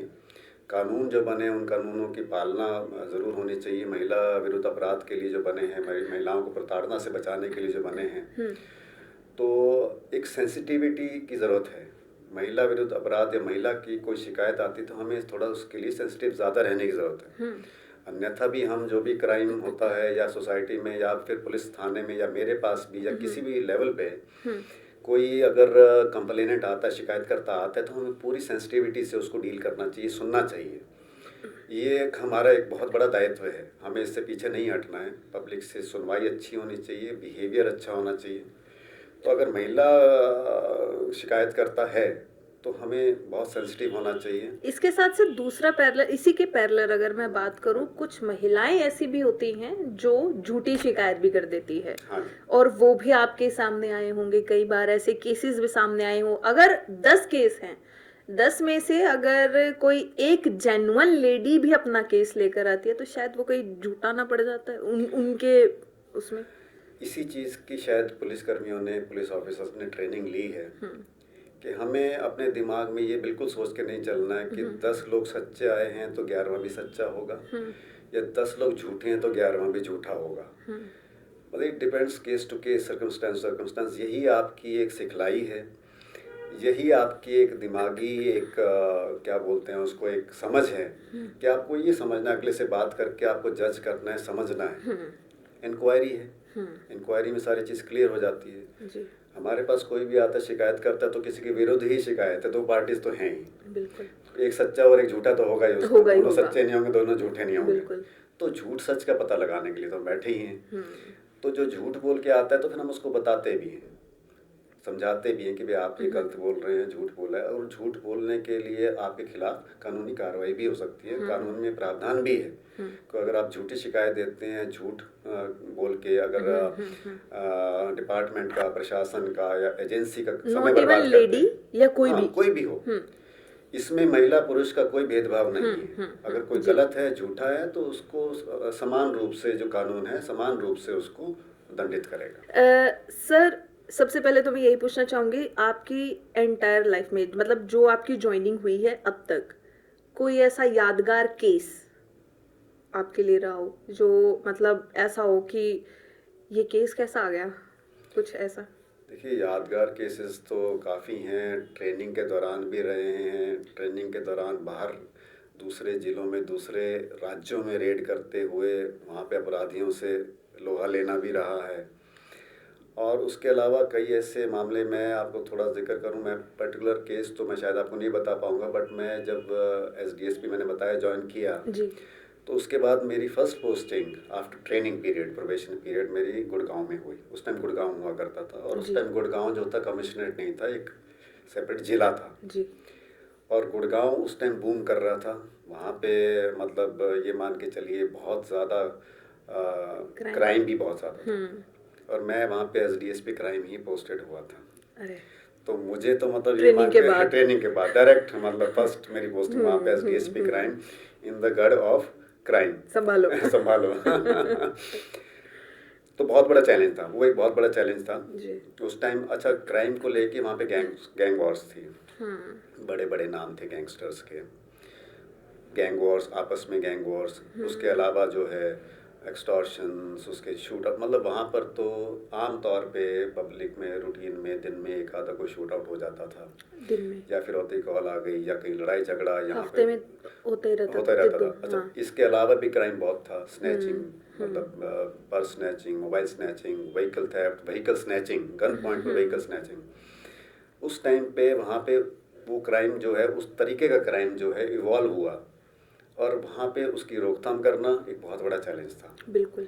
तो उसके अंदर मुझे लगता है कि हमने वहाँ पे बहुत काम किया। मैं उस शुक्रगुजार भी हूँ उस टाइम के मेरे सीनियर ऑफिसर्स का, जो एसपी थे वहाँ पे, श्री हनीफ कुरैशी एसपी थे। उन्होंने बहुत मुझे गाइड भी किया, मेरे को उन्होंने बहुत सारी सिखलाई दी, मुझे बताया कि किस प्रकार से करना चाहिए। उनकी गाइडेंस में हमने बहुत काम किया, और वहाँ पे बहुत सारे ऐसे केसेस हुए, मतलब जो मैं कहूँगा फिल्मी अंदाज में भी हमने जो है बहुत लोगों को पकड़ा, फिल्मी अंदाज में भी हमने बहुत लोगों के पीछे पड़े। और ये जो फिल्मों में दिखाते भी होंगे ना, वो कोई रियल लाइफ इंसिडेंट से ही है। इनफैक्ट मेरा एक फ्रेंड है, फौज में है, उसका एक फ्रेंड आगे कोई डायरेक्टर है मुंबई में जी। उनकी कॉल मेरे पास आई, नॉट दैट टाइम, अभी थोड़ा कुछ 2 साल पहले की बात है। तो वो लोग, मैं जो पॉइंट बताना चाह रहा हूँ, तो वो लोग हमसे पूछते हैं, उन्होंने मुझसे पूछा कि मैं कोई एक ऐसी फिल्म बनाना चाहता हूँ, तो क्या ऐसा रियलिटी में ऐसा होता है? तो फिल्मों में जो दिखाते हैं वो ऐसा सच्चाई में वैसे ही वो कंफर्म करते हैं, वो कंफर्म पहले करते हैं। कैसा होता है, हाँ, थोड़ा सा फिर ड्रामेटाइज वो जरूर दिखाते करना हैं। होता है, हाँ बट वो हाँ कंफर्म जी। करते हैं। तो गुड़गांव वाले जो स्टेंट था मेरा, वहाँ पे 1.5 साल मैं शायद रहा वहाँ पे, जी। तो बहुत सारी ऐसी चीज़ें हैं उस टाइम पे। बात करते सर पुलिस की, हम बात कर ही रहे हैं, तो जैसे आमतौर पर ये दिखता है ना कि जो कर्मचारी हैं सीनियर पुलिस अधिकारी पर या केस कर देते हैं कुछ भी, तो उनको आप एलिगेशन कैसे देखते, लगाते हैं। एलिगेशन लगा देते हैं, तो वो कोऑर्डिनेट जो है कैसा होना चाहिए वो, मतलब आपका ओपिनियन क्या है इसमें? देखिए, ये एलिगेशंस, काउंटर एलिगेशंस से केवल पुलिस डिपार्टमेंट में नहीं है, सभी विभागों में हैं, प्राइवेट लाइफ में भी हैं। तो जिस प्रकार से आप समझते हैं कि पुलिस डिपार्टमेंट इटसेल्फ हमें क्या मान के चला जाता है कि हम न्याय देंगे, तो अगर कुछ इस प्रकार के एलिगेशंस लगते हैं तो वो ऑफ कोर्स निंदनीय है, नहीं होना चाहिए। और ये मैं समझता हूँ बड़ा सब्जेक्टिव है।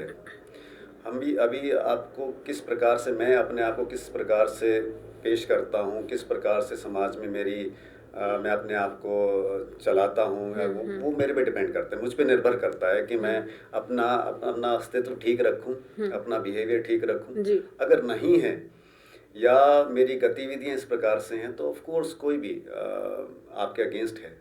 आप सबसे पहले तो खुद ही अपने अगेंस्ट हो, आपको रियलाइज होगा कि आप गलत कर रहे हैं। अंदर की आवाज़, अंदर की आवाज़, जैसे मैंने आपको पहले बताया जी। था, तो आपकी अंदर की आवाज़ ही आपको बताती है। और आपने अगर कुछ गलत किया है तो एलिगेशंस, काउंटर एलिगेशंस बहुत हैं, होता भी है, कुछ सच्चे भी हैं, कुछ झूठे भी हैं। मैं ये मानता हूँ कि ऐसा नहीं होना चाहिए। इसी बात से मैं बताऊं, जैसे आपने महिला विरुद्ध अपराध की बात भी करी है, जी। तो हैरासमेंट एट वर्क प्लेस वाला एक आपने चैप्टर सुना होगा कभी, जी। तो उसके लिए भी हर वर्क प्लेस पे जो है जहाँ पे महिलाएं पुरुष इकट्ठे काम करते हैं, तो वहाँ पे जो है कमेटीज़ बनी होती हैं उस चीज़ को निपटाने के लिए। तो वो भी एक चीज़ें हैं। मतलब मैं समझता हूँ कानून जो है और जो हमारा जो कानून के हिसाब से जो हम चलें, देखें तो हर जगह कहीं ना कहीं ऐसे प्रावधान हैं कि ऐसे एलिगेशंस लगते हैं तो उसका समाधान होने के लिए बहुत कुछ होता है। लेकिन आप अगर पर्सनली आप अपने आप को ठीक रखते हैं तो मुझे लगता है कि वो चीज़ नहीं होती। वो कोऑर्डिनेशन होना ज़रूरी है, कोऑर्डिनेशन होना बढ़िया, ज़रूरी, बिल्कुल समझदारी और बातचीत, बिल्कुल बहुत ज़रूरी है, हाँ। बहुत ज़रूरी जी है। सर, आप एज ए रियल हीरो आप उभर कर आए हैं, तो वहीं दूसरी तरफ अगर हम बात कर लें, प्रेशराइज्ड जो 5 साल जनता वोट देती है, जिनको नेता बनते हैं, उनका साथ मिल पाता है आपको या प्रेशर? देखिए, प्रेशर तो मैं उनका प्रेशर तो नहीं कहूँगा। बेसिकली हमें वो संज्ञा नहीं देनी चाहिए प्रेशर। प्रेशर वो है जो आप ले रहे हो, जो मुझे लग रहा है कि हाँ ये प्रेशर है। वो चाहे पॉलिटिकल हो सकता है, चाहे पर्सनल हो सकता है, चाहे ऑफिशियल हो सकता है। प्रेशर तो मुझे अपने टास्क का भी है कि मेरे पास ये टास्क हैं, मुझे 10 टास्क पेंडिंग हैं, मुझे इनको आज की डेट में 2 दिन में कंप्लीट करना है, वो भी एक प्रेशर है। कॉल नहीं उठाते सर आप? ये बहुत लोग बोलते हैं। ये केवल वो नहीं बोलते जिन्होंने रिसेंटली बोला भी है। वो चीज़ होती है, हो जाती है, कई बार होती है, बट वो कॉल नहीं उठाना एक विषय इस प्रकार से हम उसको लें कि भाई मैं अपना किसी मेरे दिमाग में कोई किसी प्रकार की कोई इंटेंशन थी कॉल ना उठाने की, या फिर मैं किसी पर्टिकुलर दर्जे को मैं वो हीन भावना से देखता हूँ, ऐसा कुछ नहीं था। या किसी तरीके से मैंने सोचा हो कि भाई मुझे ये काम नहीं करना है और ये काम ही करना है। तो वो जब आपने जिक्र किया प्रेशर वाला, तो वो कॉल्स का प्रेशर भी है। अब दिन में इतनी कॉल्स आती हैं, हर एक कॉल को अटेंड करना और उसी लेवल से अटेंड करना, उसी चेष्टा से अटेंड करना और उसी शिद्दत से अटेंड करना बहुत मुश्किल है। कहीं ना कहीं तो आप भी इंसान हैं, तो कहीं ना कहीं आपको भी 10 कॉल उठाने के बाद 11वें कॉल में झन्नाट आएगी। हाँ बताइए क्या चाहते हैं आप, क्या चाहते हैं, बिल्कुल। हाँ। जैसे आपने कहा भी कि कुछ लोग झूठे भी होते हैं, तो झूठ सच का पता चल जाता है क्योंकि आपके पास सारी पिक्चर है। कोई कंप्लेनेंट शिकायत करता है, फ़ोन पे फ़ोन करने वाला भी ऐसा है जो आपको 10वीं बार फ़ोन कर रहा है एंड यू नो कि उसके बाद में सच्चाई नहीं है, तो फिर आप उसका फ़ोन भी उठाने में हिचकिचाते हो। और अगर उठा लिया, जैसे आपने बताया एपिसोड हुआ फ़ोन ना उठाने वाला, तो आप तो मैं भी सारे फ़ोन उठा रहा हूँ, ठीक है। तो फ़ोन उठाने के बाद ये लगता है कि हाँ, फिर कहीं ना कहीं आपका जो है बिहेवियर में थोड़ा सा बदलाव आता है जी। तो वो अच्छा वही चीज़ है जो आपको ठीक रखती है, आपको वहीं पर ही वो चीज़ आपको सबसे अलग करती है कि आपको हर सिचुएशन में एक जैसा रहना है, शांत रहना है, दृढ़ रहना है। वो चीज़ रहोगे तो आप उसको ओवरकम कर सकते हो, प्रेशर को, जो आपने जिक्र किया जी। इसी के साथ एक क्वेश्चन और जुड़ता है सर, आपकी फैमिली भी है, पावर भी है, जिम्मेदारियां भी हैं, और केसेस भी हैं, और ये कॉल्स भी हैं। कैसे संभालते हो सब चीज़ें? क्योंकि अगर कोई घटना होगी तो वहाँ जाना भी ज़रूरी है। इसके लिए मैं आपको एक बात बताऊंगा, और आप पढ़ना प्लीज़ वो चीज़। जी। सोशियोलॉजी में कॉन्सेप्ट है कंपार्टमेंटलाइजेशन। जी। बड़ा अच्छा कॉन्सेप्ट है वो, ज़िंदगी का कॉन्सेप्ट है। वो बताता है आपको ज़िंदगी में कैसे चलना है। तो जो आपने कहा उसका मतलब यही है। जब मैं ऑफिशियल कैपेसिटी में काम करता हूँ तो मैं एज ऑफिसर बिहेव करता हूँ। जब मैं घर जाऊँगा, अपनी पत्नी से बात करूँगा, तो मैं एक हस्बैंड की कैपेसिटी में बात करता हूँ। जब मैं अपने बेटे से बात करूँगा, अब 10th स्टैंडर्ड में है वो, तो मैं एज अ फादर बात करूँगा। अपने पेरेंट्स से बात करता हूँ, एज अ सन बात करूँगा। तो दिस इज़ कंपार्टमेंटलाइजेशन, और यही प्रभाव रखता हूँ और यही होना चाहिए। तो मैं ये नहीं सोचता कि मैं यहाँ बैठ के या फिर ऑफिशियल चेयर पे बैठ के मैं घर के बारे में सोचूं या घर की बात करूं, जैसे घर में बिहेव करता हूं वैसे बिहेव करने लगूं, या फिर जब घर जाता हूं तो वहां बैठ के मैं वहां पे ऑफिस वाला बिहेवियर शुरू कर दूं, और इस तरीके। तो दिस इज़ द थिंग। उसको आपको अलग अलग लेवल्स पे विभाजित करना आना चाहिए। कहाँ आपने कैसी बात करनी है वो आना चाहिए। तो सर, फैमिली की हम बात करें, फैमिली में कौन कौन है और किस किस रैंक पे वो आज हैं? देखिए, फैमिली तो अब आज के ज़माने की बात करें तो बड़ी न्यूक्लियर फैमिलीज चल पड़ी हैं। तो जैसे मैंने बताया था, मेरे फादर जुडिशल ऑफिसर थे, 2008 में रिटायर हो गए, अब रिटायर्ड लाइफ एंजॉय कर रहे हैं। तो उसके अलावा मतलब अगर देखें तो सर्विस में, अगर हम क्लोज फैमिली देखें तो मुझे लगता सर्विस में भी और पुलिस में तो मैं शायद इकलौता ही हूँ। अच्छा। पुलिस जॉब में और इसी सरकारी नौकरी में। बाकी मैंने पहले ही बताया था, हमारे सारे जैसे फैमिली है, एक्सटेंडेड फैमिली जितने भी हैं, तो सब ने कोई ना कोई लॉ कर रखी है, कोई ना कोई किसी न किसी लीगल डिपार्टमेंट में या कहीं उस तरीके से रहे हैं। और आप जानते होंगे, जैसे मेरे कज़न हैं, वो भी HS ऑफिसर हैं, मेरी उनकी वाइफ जो है वो IPS ऑफिसर हैं, और इस तरीके से चल रहा है। जी। आम जनता की बात करते हैं सर। आम जनता और पुलिस में कोऑर्डिनेशन बनाए रखने के लिए क्या पहल पुलिस के द्वारा किया जा रहा है, जिससे वो आम जनता जो है वो सेवा सुरक्षा सहयोग, जो हमारा मोटो है। जी। हाँ जी। देखिए, सेवा सुरक्षा सहयोग तो हमने लिखा है और वो होना भी चाहिए, और वो करने की कोशिश भी करते हैं। और पुलिस पब्लिक कोऑर्डिनेशन, ये पहले तो ये है कि विषय ही क्यों आता है। वो विषय इसलिए आता है कोऑर्डिनेशन, जैसे हम बात करते हैं महिला और पुरुष की समानता, क्योंकि असमानता है, कहीं ना कहीं दिख रही है, तो इसलिए हम समानता की बात करते हैं। उसी तरीके से कोऑर्डिनेशन की बात भी इसलिए करते हैं क्योंकि पुलिस और पब्लिक में कहीं ना कहीं गैप है। उस गैप को भरने के लिए और उस गैप को ख़त्म करने के लिए, और ख़त्म क्यों होना चाहिए वो बहुत ज़रूरी है। ख़त्म इसीलिए होना चाहिए कि पब्लिक से ही आपको इंफॉर्मेशन मिलती है। पब्लिक सोर्स ही पब्लिक है, पब्लिक के लिए ही आप काम कर रहे हैं। बिल्कुल, पब्लिक के लिए काम कर रहे हो, और पब्लिक के मन में ही आपके प्रति अगर द्वेष है या भय है या कोऑर्डिनेशन नहीं है, तो फिर आप अपना 100% नहीं दे सकते। तो इसलिए पुलिस पब्लिक कोऑर्डिनेशन के लिए बहुत ज़्यादा एफर्ट्स किए जाते हैं, पहले से किए जा रहे हैं, पुराने समय से किए जा रहे हैं। आज की डेट में उसको थोड़ा सा लार्जर स्केल पे किया जा रहा है, क्योंकि समाज में जितनी भी बुराइयां हैं, सबसे बड़ी बुराई तो नशे का, आप देखते होंगे नशे के लिए बहुत ज़्यादा कर रहे हैं। कलायत में बहुत है सर, कलायत में बहुत है, बहुत कम कर दिया है अभी जितना है उससे बहुत ज़्यादा था। हाँ। अभी बहुत कम कर दिया है, और ये थोड़ा सा कहीं ना कहीं इस प्रभाव ऐसा बन गया कि कहा जाता है कि बहुत ज़्यादा है, लेकिन मैं मानता हूँ ऐसा नहीं है। ये बातें कहीं से आती हैं। तो हाँ, अगर मुद्दे की बात करें तो पुलिस पब्लिक कोऑर्डिनेशन में यही फ़ायदा है। अगर जो पब्लिक कहती है नशा बहुत ज़्यादा और हम कहते हैं नशा नहीं है, या अपराध बहुत ज़्यादा या अपराध नहीं है, तो कहीं ना कहीं गैप है। पब्लिक को ये नहीं लग रहा कि पुलिस काम कर रही है, और पुलिस को ये लग रहा है कि हम तो काम कर रहे हैं, लेकिन ये पब्लिक तक पहुंच क्यों नहीं पा रहा। क्यों नहीं तो पहुंच कहीं ना कहीं गैप है। बिल्कुल। वो गैप खत्म करना जरूरी है। हमें उनको बताना पड़ेगा हम ये कर रहे हैं, और ये हो गया। बहुत सारे केसेस मैटर्स ऐसे आते हैं, मेरे पास कुछ लोग ऐसे आते हैं जी हम 10 दिन पहले दरखास्त दे के गए थे, अब कार्रवाई नहीं हुई।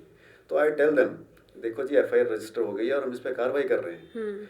तो वो गैप बना हुआ है, वो ना पुलिस से पूछने जा रहे हैं, ना पुलिस उनको बता रही है, उनको पता ही नहीं है कि कार्रवाई हो रही है। क्योंकि जनता की लास्ट कड़ी ही आप हैं।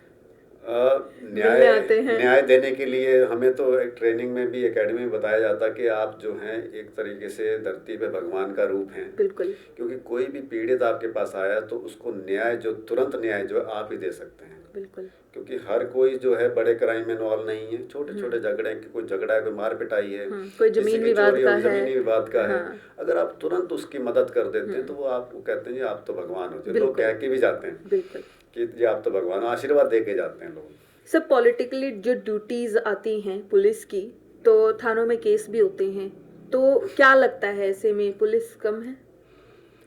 देखिए पुलिस कभी कम नहीं है, कभी कम नहीं होती है। काम करने वाले कम होते हैं, और ये हमेशा से मुद्दा रहा है, पुलिस कम है जी, पुलिस मुलाजिम नहीं है, काम ज़्यादा है, ड्यूटीज़ बहुत ज़्यादा हैं। केवल टाइम मैनेजमेंट की बात है, अपने आप को मैनेज करने की बात है, मुझे किस टाइम किस ड्यूटी पे कितना फोकस करना है। ये बात बिल्कुल जेन्युइन है और प्रैक्टिकल है कि एक मुलाजिम को बहुत सारी ड्यूटीज़ करनी पड़ती हैं। एक जो मुलाजिम है किसी भी रैंक पे है, अगर वो आईओ है, सीनियर रैंक पे तो आईओ भी है, या सिपाही रैंक पे है तो वो नाके पे भी खड़ा है, चाहे बंदोबस्त ड्यूटीज़ हैं, लॉ एंड ऑर्डर ड्यूटीज़ हैं, इलेक्शन ड्यूटीज़ हैं, किसी पे भी सबकी ड्यूटी लगती है, सब लोग ड्यूटी करते हैं अपनी। फ़र्क केवल इतना है, जहाँ पे 4 लोगों की ड्यूटी करने का है, 4 लोगों को अगर ढंग से कर लें तो वहाँ पे 8 लोगों की ज़रूरत नहीं पड़ेगी। बिल्कुल। फोर्स की कमी नहीं है। फोर्स अगर बाकायदा अपना काम अच्छे ढंग से करे तो सब पर्याप्त है, और ये होता भी है। आप देखते भी होंगे कोई भी मेजर ड्यूटी आती है तो हमें सप्लीमेंट फोर्स भी मिलती है, पैरामिलिट्री से ड्यूटियाँ लगती हैं। किसी एक ज़िले में ड्यूटी है, दूसरे ज़िले में नहीं है, तो दूसरे ज़िले से फोर्स मंगवा ली जाती है। बट द पॉइंट जो आप कह रहे हैं कि फोर्स की कमी और उसको बहुत सारी ड्यूटी करनी पड़ती है, ऐसा कहीं हद तक है, लेकिन उसमें इम्प्रूवमेंट के लिए बहुत अच्छा चल रहा है। हमने लॉ एंड ऑर्डर और क्राइम इन्वेस्टिगेशन अलग अलग कर दिया। थाने के अंदर इन्वेस्टिगेशन यूनिट अलग है, लॉ एंड ऑर्डर यूनिट अलग है। नॉर्मल सर्कमस्टांसिस में जो इन्वेस्टिगेशन कर रहे हैं वो किसी अलग ड्यूटी पे नहीं जाएंगे, वो इन्वेस्टिगेशन में अपना मैक्सिमम एफर्ट्स जो है इन्वेस्टिगेशन में ही करेंगे। ये हम लोग कोशिश कर रहे हैं इस चीज़ के लिए। तो मुझे लगता है कि फोर्स हमारे पास कम नहीं हो के ज़्यादा भी नहीं है, बट ये है कि जितनी फोर्स है हम उसको बेहतर ढंग से चला पा रहे हैं कि नहीं, वो एक सवाल है। जी। साइबर क्राइम की बात करते हैं सर। आज के वक्त में बहुत ज़्यादा बढ़ा हुआ है, उनको रोकने के लिए पुलिस क्या कदम उठा रही है? जागरूकता अभियान चला रही है एक तरफ, तो मैं यही कहना चाह रहा था। देखिए पुलिस का तो हमेशा से एक ही फंडा जो कहते रहा है, प्रिवेंशन एंड डिटेक्शन। मेन चीज़ यही है पुलिस के लिए। तो पहला काम तो प्रिवेंशन है, तो प्रिवेंशन हो गया अवेयरनेस से। जो आपने भी कहा साइबर क्राइम अब रोज़ हम कहते हैं बढ़ गया और आज के टाइम में, लेकिन ये कब से बढ़ता आ रहा है, और अब तो ऐसा समय आ गया है, एआई का भी वक्त आ चुका है जी, नए नए तरीके आ गए हैं। तो नए नए तरीके जो हैं उनसे उनका फ़ायदा भी है, बट उनसे नुकसान भी बहुत ज़्यादा होता है। जो फ़ायदा जो उठाता है वो भला आदमी उठा लेता है, जो नुकसान है वो जो है क्रिमिनल माइंड है वो उससे नुकसान की तरफ चलता है। तो साइबर क्राइम के लिए आपने बताया, जैसे हम कर भी रहे हैं और आपने देखा भी होगा, इवन सोसाइटी में भी है कि हमारे अवेयरनेस प्रोग्राम्स बहुत ज़्यादा हैं जी। क्योंकि साइबर क्रिमिनल जो है वो एक बहुत ही सेफ गेम खेल रहा है। उसको कुछ नहीं करना है, कोई रिसोर्सेज नहीं जुड़ाना है, सिर्फ वो सिंपल मोबाइल पे भी कर सकता है। मोबाइल आज के ज़माने में हर एक के पास है। बिल्कुल। बस उसको थोड़ी सी समझ चाहिए, थोड़ी सी ट्रेनिंग चाहिए, क्राइम कैसे करना पता होना चाहिए। उसको किसी जगह नहीं जाना है, किसी की रैकी नहीं करनी है, किसी आउटडोर में जाके कोई चाकू छुरा नहीं खरीदना है, गन नहीं खरीदनी है, गाड़ी नहीं खरीदनी है। घर पे बैठ के आराम से सेफ लोकेशन बैठ के काम करता है, और वो 10 लोगों के ऊपर जाल फेंकेगा, उसमें से एक फंस गया, वो सक्सेस हो जाता है। तो हमें पब्लिक को यही बताना है, नॉर्मल सिटीज़न सब कुछ जानता है जी। इवन जो लोग उसका शिकार होते हैं साइबर क्राइम का, साइबर फ्रॉड्स का, वो भी सब कुछ जानते हैं। लेकिन सब कुछ जानने के बावजूद वो उसमें फंसते हैं, ये एक चिंता का विषय है। तो उसके लिए जितनी ज़्यादा अवेयरनेस की जाए हम लोग करते हैं, मतलब हर एक के दिमाग में, हर एक के वहाँ पे पहुँचना बहुत ज़रूरी है। उसके बाद डिटेक्शन वाला वर्क है। तो डिटेक्शन के लिए बहुत अच्छा, मतलब हमारा सेंट्रल गवर्नमेंट से भी बहुत अच्छी हमारे डायरेक्शंस हैं, सेंट्रल गवर्नमेंट में बहुत अच्छा सेटअप है, वहाँ से कंट्रोल बहुत अच्छा है। और आज के टाइम में हमारे जो डीजीपी साहब हैं श्री शत्रुजीत कपूर सर, उनकी तरफ से भी मतलब ही इज़ वेरी मच कीन कि मतलब साइबर क्राइम पे फोकस बहुत ज़्यादा होना चाहिए। और उनकी गाइडेंस और उनकी जो समझ के हिसाब से उन्होंने जो भी साइबर क्राइम के लिए किया है बहुत अच्छा किया है, और उसकी वजह से बहुत फ़ायदा हो रहा है। रजिस्ट्रेशन ऑफ FIRs, पहले क्या होता था साइबर क्राइम के अंदर, साइबर क्रिमिनल की अगर कोई कंप्लेंट आ गई तो उसमें रजिस्ट्रेशन भी कम था। फ्रॉड हो गया या फिर साइबर क्रिमिनल ने कोई फ्रॉड या फाइनेंशियल फ्रॉड है, अदर भी साइबर क्राइम्स हैं, जी। तो उसके अंदर कितने रजिस्ट्रेशन है, कितना हमने लोगों को रिलीफ दे पाए हैं, उसके लिए बहुत ज़्यादा फोकस किया जा रहा है। बहुत ज़्यादा अच्छी हमारे पास उसके लिए डायरेक्शंस हैं, फीचर्स हैं, और बहुत हम आगे हैं शायद इस चीज़ में। तो साइबर क्रिमिनल को टक्कर देने के लिए हम पूरी तरह सक्षम है और बहुत अच्छे ढंग से कर रहे हैं। एक वाकया मेरे साथ ऐसा हुआ था सर, मैं आपको बताऊं। 2021 में मेरे फादर की डेथ हुई थी, और अभी महीने पहले ही मेरे पास एक कॉल आई। उन्होंने मुझे बोला कि आप रिचा बात कर रही हैं? मैं क्या, हाँ जी। कहते आपके फादर की मेरे पास कॉल आई थी और उन्होंने बोला था कि आपके अकाउंट में पैसे डालने हैं, आप अपना अकाउंट नंबर दे दीजिए और मैं आपको पैसे डाल रहा हूँ और आपको वो वापस कर देना। मैं कहा सर किसने बोला था आपको? कहते जी आपके फादर ने। मैं कहा सर आपको पता है मेरे फादर कहाँ है? कहते हाँ उन्हीं की कॉल आई थी। मैं कहा हैं? मैं कहा सर पहले तो आप अच्छी जानकारी लेके आइए, फर्स्ट ऑफ ऑल सर्च करके आइए। मेरे फादर की 2021 में डेथ हो चुकी है, वो एकदम फोन काट गए उसी वक्त।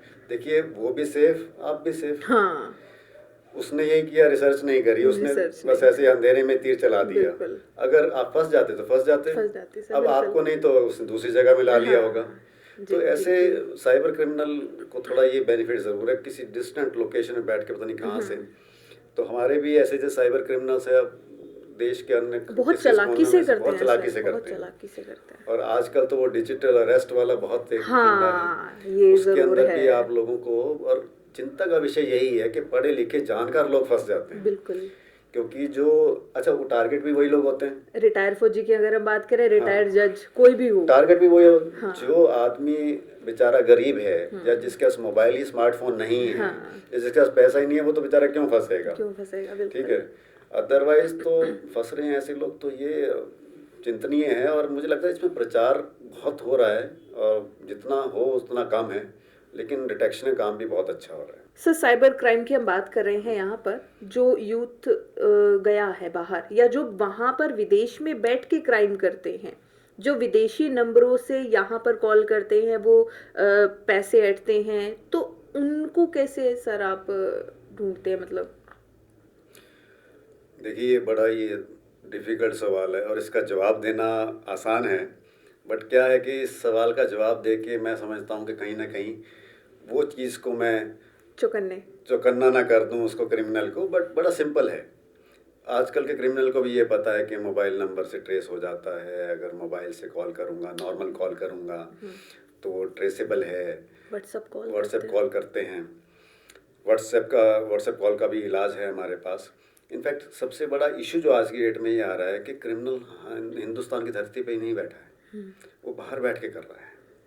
अलग अलग तरीके हैं, डब्बा कॉल्स हैं, वॉइस कॉल्स हैं, इंटरनेट कॉल्स हैं, मतलब there are so many ways. अब जो मैं जैसे मैंने बताया कि जो टेक्नोलॉजी है उसका जो इल इफेक्ट्स भी हैं, जो बुरे जो रास्ते हैं उसको बुरे लोग जो कर रहे हैं वो बड़ा एक चैलेंज है। तो जो बाहर बैठ के लोग करते हैं उनके लिए कानून में प्रावधान है।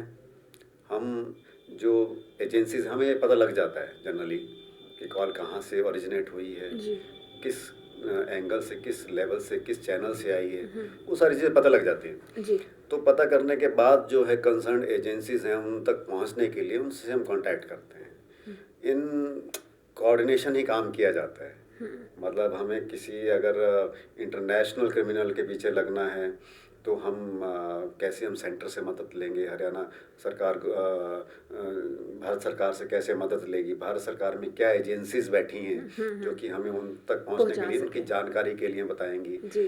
और प्रत्यर्पण जैसे है उसका भी एक लेटेस्ट एग्जांपल हुआ है, वहाँ से एक्सट्रेडिशन कराया गया तो वहाँ से क्रिमिनल को लाया गया, वो भी उसका एक एग्जांपल ही था कि क्रिमिनल्स तक पहुंचा जा सकता है। जो बाहर बैठ के भी क्रिमिनल कार्रवाई गतिविधि कर, इवन जेल में बैठ के भी करते हैं, उन तक भी जी। पहुंचा जा सकता है और उन तक पहुंच के उनको जो है कानून के घेरे में लिया जा सकता इसी में ये सवाल जुड़ता है कि मॉडर्न टेक्नोलॉजी का जो पुलिस में क्या योगदान रहता है, क्योंकि ये एक पार्ट है हाँ जी। उसका, साइबर क्राइम जो आपने अभी बताया। है। देखिए मॉडर्न टेक्नोलॉजी पुलिस के लिए भी है, मतलब वही जो क्रिमिनल यूज़ कर रहा है या कोई भी यूज़ कर रहा है भले काम के लिए कर रहा है तो उसका इस्तेमाल भी है। तो टेक्नोलॉजी हमें यही देखना है कि टेक्नोलॉजी जो इस्तेमाल हो रही है क्राइम के लिए उसका तोड़ क्या है, क्योंकि जो चीज़ बनी है उसका कहीं ना कहीं तोड़ जरूर है। होगा, बिल्कुल। तोड़ ज़रूर होगा उसका। हाँ। जी जी जी जी जी। सर, कानून व्यवस्था को जैसे हम बात कर ही रहे हैं, उसको बेहतर बनाने के लिए आपकी प्रायोरिटीज क्या हैं कैथल में? देखिए कानून व्यवस्था बेहतर रहे, बनी रहे, सबसे बड़ी प्रायोरिटी उसके अंदर तो यही है, जो नॉर्मल सिटीज़न है उसको अपनी जिम्मेदारी का एहसास होना चाहिए। मतलब अगर मैं जनरल टर्म में बात करूं, केवल ये बात ना करूं कि पुलिस फोर्स क्या कर रही है। पुलिस फोर्स वही काम करती है जो कि एक समाज में जो क्रिमिनलिटी है या फिर कुछ गलत हो रहा है उसको ठीक करने के लिए, पब्लिक की समस्याओं को सुलझाने के लिए, उनकी शिकायतों को दूर करने के लिए, निपटारा करने के लिए। जो आपका सवाल है कि पुलिस क्या कर रही है, तो हमें यही बताना है। मैंने जैसे पब्लिक आउटरीच की बात करी या कोऑर्डिनेशन की बात करी, यही था कि हम पब्लिक तक पहुँचें। जो यूथ है, खासकर यूथ बहुत ज़्यादा इन्वॉल्व है क्रिमिनलिटी में। जी। नाबालिग बच्चे हैं, चाहे वो नशे के प्रभाव में कर रहे हैं या फिर वो ऐसे संपन्न परिवार से भी हैं, खुला पैसा है, या फिर ऐसे परिवार से गरीबी है, कुछ करने को नहीं है, पढ़ाई नहीं है, पढ़ाई छोड़ दी है, माँ बाप ने ध्यान नहीं दिया, तो वो क्रिमिनलिटी में फंस गए। कुछ लोगों ने उनको अपने उसमें बस में कर लिया। जो क्रिमिनल है उसको ऐसे ही टारगेट चाहिए होते हैं, ऐसे बच्चे, ऐसा यूथ चाहिए होता है जो थोड़े से पैसे के लिए भी कुछ काम करते हैं उनके लिए। हाँ।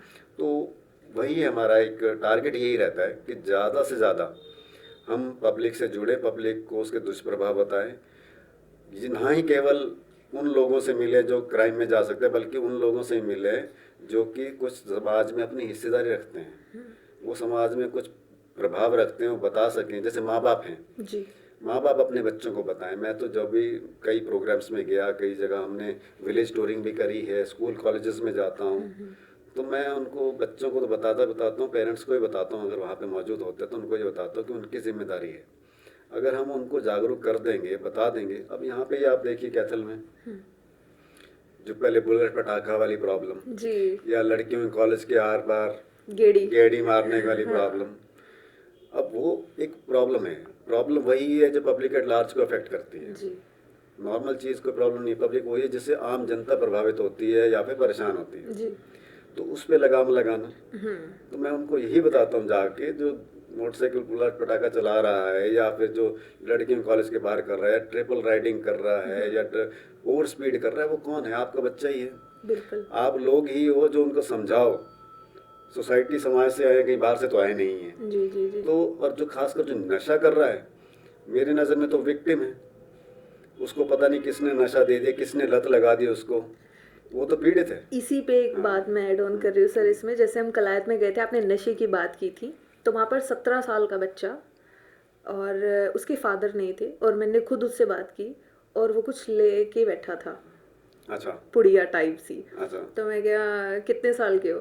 कहता जी 17। मैं क्या, अच्छा, फैमिली में पापा नहीं है जी, सिर्फ मम्मी है। अब वही वाली बात आ गई कि पैसों के लिए, उस क्राइम में आने के लिए वो लोग करते ही है।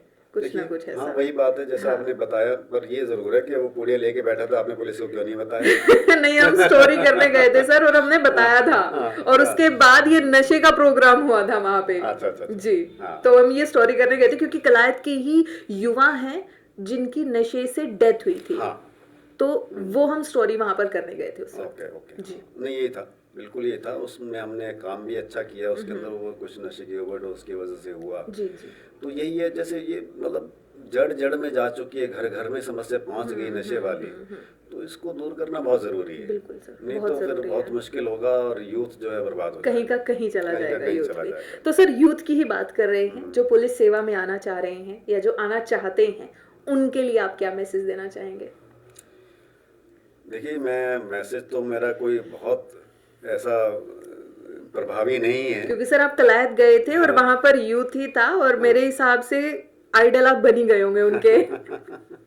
अगर वो मुझे सोच के, मुझे देख के या मुझे सुन के उनको लगता है कि हमें इनको या आइडल बनाना चाहिए, तो बहुत अच्छी बात है, उसमें तो मैं मानूंगा कि भाई मैं एक्चुअली आई एम सक्सेसफुल, बिल्कुल। कि मैं उनके दिलो दिमाग तक, उनके सोच तक पहुंच सका। जी। और ये आपको देख के कोई अगर अच्छा काम करने की सोचता है तो आपको इंटरनल सेटिस्फेक्शन है, खुशी तो होती है, अंदर से आवाज आती है, अंदर से अच्छा आवाज गया। अच्छा किया।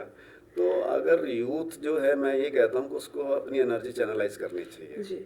हर कोई सोसाइटी में रह के हर तरीके का एक डायरेक्शन मिलती है, जी। कहीं पर भी आप जा सकते हो। हम जो लोगों से जुड़ रहे हैं, मैं जो लोगों से जुड़ रहा हूँ, जब मेरी फोर्स जुड़ रही है, मेरे अधिकारी जुड़ रहे हैं, मेरे कर्मचारी जुड़ रहे हैं, वो इसलिए जुड़ रहे हैं, अपने आप को ज़्यादा से ज़्यादा विजिबल करेंगे। जी। एक तो उससे हम उनको क्राइम और उसके दुष्प्रभाव के बारे में बता पाएंगे, बिल्कुल। दूसरा वो कुछ प्रभावित ज़रूर होंगे, वो ये ज़रूर सोचेंगे कि हाँ भाई, पुलिस फौज अच्छी है, बेल्ट की नौकरी है, यूनिफॉर्म अच्छी, किसी को यूनिफॉर्म अच्छी लगेगी, किसी यूथ को या किसी के माँ बाप को यूनिफॉर्म अच्छी लगेगी, वाह देखो यूनिफॉर्म में कितना अच्छा लग रहा है कोई, या यूनिफॉर्म देखो कितनी अच्छी चीज़ है, यूनिफॉर्म बिल्कुल। पहननी चाहिए। बिल्कुल। कोई हमारे किसी चीज़ को देखकर मोटिवेट हो सकता है, कोई हमारी कार्य प्रणाली को देख के मोटिवेट हो सकता है, कोई हमारी पावर को देख के मोटिवेट हो सकता है। तो मोटिवेशन मिलना, मैं समझता हूँ यूथ को मोटिवेट होना चाहिए। होना चाहिए। आप चाहे, जैसे मैंने कहा, मैं किसी को अपना आइडल नहीं बनाया, बट मेरे दिमाग में ज़रूर देख देख के ऐसी चीज़ें ज़रूर बनी जी। कि मुझे लगा कि हाँ, मुझे पुलिस जॉब में, पुलिस होना चाहिए, जाना जाना चाहिए। चाहिए। जी। तो यूथ को ज़रूर सोचना चाहिए। एक लास्ट क्वेश्चन सर, जो विदेश से युवा आए हैं, हाल ही का ये है ये बात, जो विदेश से युवा आए हैं, तो उसमें आपकी पर्सनल ओपिनियन क्या है कि जैसे कोई जानकारी नहीं, या डोंकी रूट से गए थे, उसमें आपका क्या वक्तव्य आप रखेंगे अपना? देखिए, ये बहुत बड़ी समस्या है, और ख़ासकर इस रीजन में, जैसे हम कैथल करनाल कुरुक्षेत्र जिला या फिर उस टाइप से कुछ ज़िले हैं, इनमें बहुत ज़्यादा प्रॉब्लम है। एक ना लोभ है, एक लालच है, या फिर एक क्रेज़ है बाहर जाने का। बाहर जाने का, बाहर जाना है बाय हुक और क्रुक, मतलब कोई रास्ता मिले। आप ये देखिए, अगर आप डंकी रूट या डंकी वाली प्रणाली को समझेंगे तो आपको ये पता होगा, मतलब आपकी लाइफ जो रिस्क पे है, आपने अपना सारा कुछ दाव पे लगा के, जो लोग अभी वापस भी आए हैं, वो तो विक्टिम्स ही कहेंगे हम उनको, वो लोग भी अपना सब कुछ, कुछ कहते हैं हम अपना, कोई एक किला था मेरे पास, उसको बेच के चला गया, कोई 70 लाख दे के, कोई 50 लाख के दे के गया, घर में पीछे कुछ नहीं है। अच्छा, वो इतना पैसा खर्च करके या अपना ज़मीन बेच के या कुछ भी सामान बेच के, मूवेबल इमूवेबल बेच के गया होगा, तो वहाँ पे कमाने के लिए गया होगा और कमा रहा होगा, और कमाई करके शायद घर पे भी भेज रहा होगा, तो घर चल रहा होगा। अब वो परिस्थितियाँ ऐसी बन गई, वापस आ गए। अब उसमें बहुत अगेन चिंता का विषय है, क्यों वो जो आदमी है जो वापस आया है सिटीज़न, वो अब बेरोज़गार है, घर पे उसके पास अब कुछ बचा नहीं है, जिसकी स्थिति ऐसी थी, और आस पड़ोस के ये भी बोल रहे अमेरिका से डिपोर्टेड है। अब क्या होगा? अब उसके पास करने के लिए कुछ नहीं है, तो बहुत ज़्यादा चांसेस हैं। चिंता इस बात की है कि कहीं वो गलत रास्ते पे ना चल पड़े। तो मेरी उन लोगों को भी ये अपील है, इवन उस समाज को, उस गांव में, उस परिवेश को भी ये मेरी अपील है कि आप उन लोगों को, उन बच्चों को थोड़ा सा मोटिवेट करें, ठीक है ना? उनको आप जो है प्रताड़ित ना करें, के साथ गलत व्यवहार ना करें। सर एक आखिरी सवाल, क्योंकि पहले भी एक आखिरी सवाल ही था मेरा। सर स्टूडियो कैसा है और एक्सपीरियंस कैसा रहा है सर, क्योंकि काफ़ी लंबी बातचीत हो गई आज हमारी। देखिए, आपने कहा लंबी बातचीत हो गई, मतलब मुझे लगता है शायद 1.5 घंटे से ऊपर हो गया होगा जी। तो इसका मतलब मुझे मज़ा आ रहा है यहाँ पे। स्टूडियो ऑफ कोर्स बहुत अच्छा है, इस बात के लिए आपको बहुत बहुत मुबारक। Thank you sir. आपने बहुत अच्छा स्टूडियो बनाया है और बहुत अच्छा सेटअप है आपका, और बहुत अच्छा काम भी बहुत अच्छा कर रहे हैं। मतलब मुझे लगता है कि जैसे आप लोग इस तरीके की कार्रवाई करते हैं, बहुत लोगों को यहाँ बुलाते होंगे, तो अगेन वही चीज़ है, पब्लिक तक पहुँचने के लिए पता नहीं कितने लोग इस चीज़ को, प्रोग्राम को देखेंगे जी। और समझेंगे, और किसी के अंदर कुछ हृदय परिवर्तन होगा अच्छी चीज़ के लिए। तो बहुत अच्छी बात है, स्टूडियो आपने बहुत अच्छा सजाया है, बहुत अच्छा लगा यहाँ पे। मेरा दिल करता है सारा दिन बोलता ही रहूं। Thank you sir. दर्शकों को क्या कहेंगे सर आप? देखिए, दर्शकों के लिए तो मेरा यही संदेश है, खासकर कैथल की जनता के लिए और बाकी जो लोग मुझे शायद सुन पा रहे होंगे, तो मैं यही मानता हूँ कि आप अगर अच्छे दिल से कोई काम करते हैं तो उसका परिणाम अच्छा होता है। और एज अ पुलिस ऑफिसर मैं यही कहना चाहूँगा कैथल की जनता को खासकर, कि आप पुलिस का सहयोग करें। पुलिस तो आपकी सेवा सुरक्षा सहयोग के लिए तो है ही, आप भी पुलिस का सहयोग करें। अगर आप अपने आसपास, अपने घर बाहर, अपने समाज में, अपनी गली मोहल्ले में कोई क्रिमिनलिटी या क्रिमिनल एक्शन या क्रिमिनल गतिविधि देखते हैं तो आप कृपया करके पुलिस को संपर्क करें, इसमें आप हिचकें नहीं। आजकल आपके पास बहुत माध्यम हैं पुलिस से संपर्क करने के, आप किसी भी तरीके से संपर्क कर सकते हैं। और ये आपको मैं आश्वासन देता हूँ कि हम भी 24 घंटे 7 दिन तत्पर हैं, और आपकी जानकारी भी गुप्त रखी जाएगी अगर आप किसी प्रकार से समाज में हो रही बुराई को के बारे में पुलिस को अवगत कराना चाहते हैं। और ये जिम्मेदारी शायद सिटीज़न की भी है कि आप लोग अपने शहर को, अपने आसपास, अपनी जगह को, अपने गांव को क्राइम मुक्त बनाएं, अपराध मुक्त बनाएं। उसके लिए आपको भी बढ़ना पड़ेगा, आपको भी आगे बढ़ के आपको पुलिस का सहयोग करना पड़ेगा। ज़्यादा से ज़्यादा आप लोग अपने बच्चों के साथ, जो यूथ है वो अपनी पढ़ाई में ध्यान दें, गलत दिशा में ना जाए। आजकल इंटरनेट का ज़माना है, तो इंटरनेट पे बहुत ज़्यादा समय व्यतीत ना करके आप फिज़िकल एक्टिविटी में अपना समय व्यतीत कीजिए। अपने पेरेंट्स की रिस्पेक्ट कीजिए, अपने टीचर्स की रिस्पेक्ट कीजिए। हमारे जितने भी यहाँ पे अगर शहर की बात की जाए तो हमारे बहुत सारे ऐसे एरियाज़ हैं जहाँ पे क्राइम ज़्यादा होता है। तो मेरी ये अपील भी है, जितने भी लोग, जैसे पेट्रोल पंप ऑनर्स हैं, केमिस्ट एसोसिएशन वाले हैं, ज्वेलर्स एसोसिएशन वाले हैं, या बैंक मैनेजर्स हैं, या बैंक वाले हैं, तो आप ज़्यादा से ज़्यादा आप CCTV कैमरास अपने लोकेशंस पे लगवाइए, जिससे कि आपको अपनी सेफ्टी सिक्योरिटी के लिए भी बहुत फ़ायदेमंद रहेगा। प्लस अगर कोई आपराधिक गतिविधि आपके एरिया में, आपकी जगह पे, लोकेशन पे या आसपास भी होती है तो पुलिस को भी उससे बहुत सहयोग मिलता है। और पुलिस का सहयोग आपके द्वारा बहुत ज़रूरी है। पुलिस तो आपके लिए तत्पर खड़ी है, तो आप कभी भी किसी भी समस्या के निदान के लिए पुलिस से संपर्क कर सकते हैं। जी, बहुत बहुत धन्यवाद सर। आपकी तमाम जिम्मेदारियों के बीच में आपने हमें ये कीमती वक्त दिया, बहुत बहुत धन्यवाद आपका। थैंक यू सो मच, आपका भी बहुत बहुत धन्यवाद। तो ये थे हमारे साथ कैथल SP राजेश कालिया जी, जिन्होंने अपने बारे में बताया, अपनी एजुकेशन के बारे में बताया, तमाम वो चीज़ें बताई हैं, और जो यूथ को भी एक सहायक, एक बात जो अपने एम को रखकर, ध्यान में रखकर आगे बढ़ें, तो वो ऐसा नशा करें जो सफलता अपनी ओर उन्हें खींच ले। तो ज़्यादा से ज़्यादा इस पॉडकास्ट को आप लोगों ने शेयर करना है, और उन यूथ तक ये पॉडकास्ट आप लोगों ने ज़रूर पहुंचाना है, ताकि जो सर की बात है वो उन तक पहुंच सके। तो तब तक के लिए दीजिए मुझे इजाज़त। देखते रहिए देसी टॉक। धन्यवाद।